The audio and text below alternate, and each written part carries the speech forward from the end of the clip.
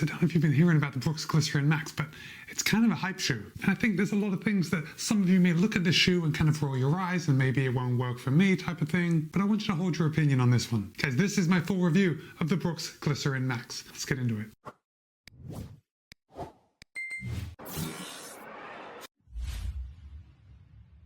Okay, full disclosure, Brooks was good enough to send me this pair of the Glycerin Max for the purpose of review. However, they haven't told me what to say, they don't have any editorial privileges, and all the thoughts and opinions are my own. With that said, you're going to be able to pick up a pair of the Brooks Glycerin Max for $200. And we're going to come back and revisit that price over the course of this video. So first of all, I just want you to take a good look at this shoe. It's a big shoe, guys. I mean, there's a lot going on here. And when I say that the Brooks Glycerin Max is a Max cushion shoe, I mean, this shoe is appropriately named with that Max moniker at the end. The Glycerin Max has 45 1/4 in the heel, 39 1/4 in the forefoot for a 6mm drop. And Brooks claims that in the US men's size 9, the Glycerin Max will tip the scale at 10.5 ounces or 297 grams. However, in my size, a US men's size 13, everything gets heavier in my size. But in my size, the Glycerin Max tips the scale at 13.4 ounces or 379 grams. So now, while we're talking about weight, while we just talked about price, let's just talk about some of the competition, because we have to consider the Asics Glide Ride Max. Now, the Asics Glide Ride Max is only $170.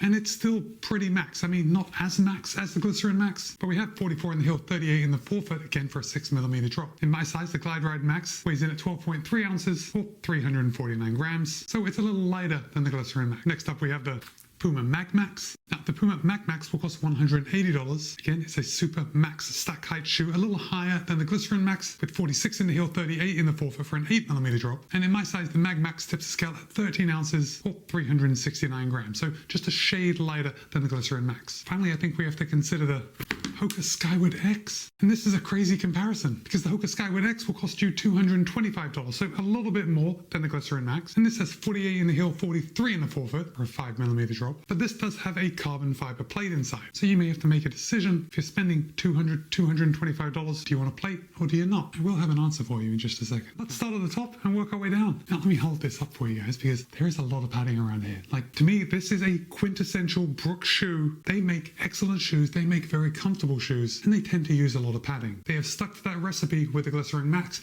There is a lot of padding around this heel collar. Now the heel collar padding is very biased to the top. So when you put your ankle into the shoe, it really gives you a good lockdown, and it feels exactly as it looks. Like, it looks like you're stepping into a pillow. That's how it feels. Now the Brooks Glycerin Max does fit true to size to me. I wear the same size in this as I wear in all my other Brooks shoes, and I've got to say it fit me very well. With that said, I think there is a lot of room in this shoe, and I think it's going to work well for people with slightly wider feet. My toes felt like they had plenty of room to move around, felt like I had plenty of room in the midfoot, or at least I should say I had more room than I needed. As soon as I cinched it down, I did get a good lockdown. But if you have maybe slightly wider feet, I don't want you to look away from the Glycerin Max. I'm really loving the aesthetic about the Glycerin Max. And this big Brooks logo on the lateral side just really stands out, and I think packs a punch. Again, let me just pull out the regular Glycerin. I think it looks just 1,000 times better than the regular Glycerin 21, right? I mean, this thing looks sharp. The heel counter is extremely rigid, much like on other similar Brooks daily trainers. Ghost, the Ghost Max, the Glycerin, you know, all the shoes that you're going to be going out there and using them for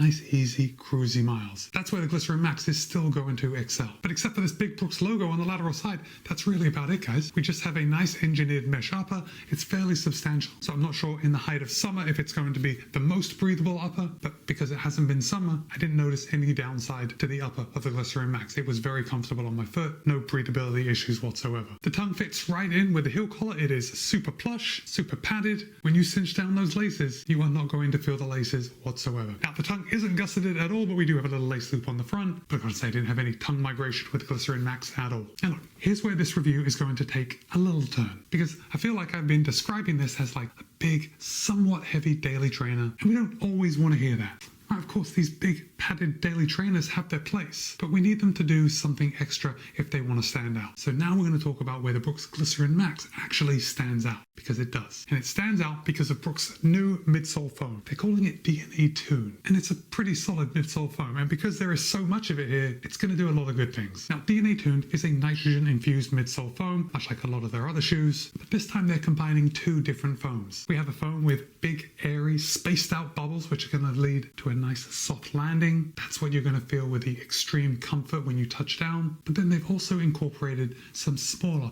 more tightly packed bubbles. And those bubbles are going to make the shoe feel surprisingly responsive. Now, if we look at the outsole of my shoe, we can see this yellow bit here on the front. If I had to guess, this yellow bit is the smaller bubbles, and then the white, the main part of the midsole, is all those wider bubbles kind of built for comfort. Also, Brooks is using their glide roll technology, which also, I hate to say it because it's almost cliche, but at least in conjunction with the two types, the DNA 2 and the two types of nitrogen-sized bubbles in the midsole foam and the glide roll tech, makes this shoe come alive. Guys, got to remind you, in my size, 379 grams, and I'm telling you that this shoe comes alive. Now, before we get into the ride, I do want to say that if you wanted to use this shoe for something other than running, you certainly could. I mean, this shoe has comfort written all over it. If you want to wear a shoe and you want an extra couple inches and you want to be just insanely comfortable all day long, the Brooks Glycerin Max is going to work for that. But let's stick to running, because the Brooks Glycerin Max is a running shoe. Like, first and foremost, I feel it is more of a running shoe than the regular Glycerin, and it is not what I expected. Now, I did get this shoe a little late. I saw a lot of the events that Brooks was putting on and everyone was hyping the shoe, and I was like, yeah, look at that, the shoe looks nice, but it does look like just another big Brooks daily trainer. And then I got it, and I understood the hype, because yes, it is not what you would expect. It's big, it's fairly heavy, at least in comparison to some other shoes. But what they have been able to do with this is quite surprising. Now, before we get into the ride, I do just want to say that Brooks this year, man, I have been a big fan of Brooks this year. In fact, I think I have it here. Look at this. The Hyperion 2, I just absolutely love this shoe. This shoe is fast, it's responsive, definitely not as cushioned as the Glycerin Max, but it's a totally different shoe. I like the lightweight upper. Guys, go and watch my review on this shoe if you want to hear more, but this is a real banger this year. And we're going to come back to this shoe in just a second, because with the Brooks Glycerin Max, this is a cruiser. This is the shoe you're going to take out for most of your runs. Most of the time, we just want to go out, we want to be comfortable, we want to log our miles, and we want to do it with a smile on our face. Glycerin Max is going to do that for you. And I've got to tell you that the Brooks Glycerin Max moves in a way that it probably shouldn't. And all that marketing hype about optimizing airy softness and an electrifying responsiveness, that actually fits. Because when you start running in the shoe, it's pretty much exactly as you would expect if you read the marketing copy. It's a soft ride when you land, and it's a responsive ride when you toe off. And it is surprising when you start running and you get into that. Now, if you are a Brooks fan, I do have to tell you that this is a pretty good shoe, and I think you'll be very happy with it. In fact, I thought about what I wanted to recommend to go with the shoe, and I gotta say that I wouldn't buy the regular Glycerin 21 anymore after running in this, because the ride is so much more of a treat